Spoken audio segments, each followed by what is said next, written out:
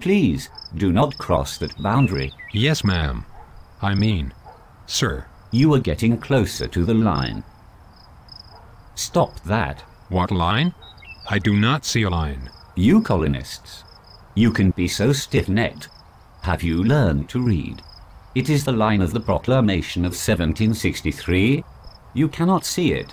It is a line that the King, King George, drew on a map. You colonists cannot settle west of the Appalachian Mountains. Hey. There. Now you do not have to be able to read. Hey. What? I think you were putting me down. Oh, that. Yes, I was.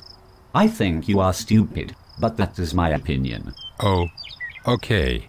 If it is just your opinion. Will you go home now? Back to your farm in Virginia? No. We have been over this. I am thinking of packing up all my worldly goods along with my wife, who is pregnant with our 4th child, and following the wilderness road blazed by Daniel Boone. That trail crosses the line. From the Cumberland Gap I can head west to Kaintuck, then south to the Watauga River. I have heard that is a nice neighborhood. Stu. The Watauga River Valley should be very nice. Of course, there are Indians there. The Cherokee. You see? You admit you are stupid.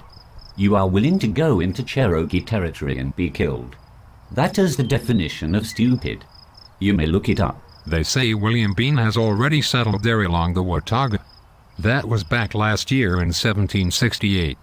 I feel all warm and fuzzy just thinking about our new Watauga home.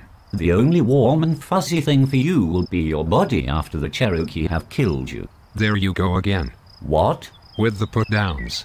I am feeling very negative energy from you. Talking to you is like talking to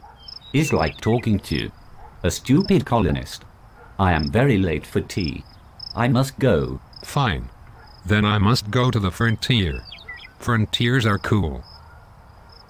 Betty? Where are the children? Joshua? James? John? Let us get packing. We are going on a road trip.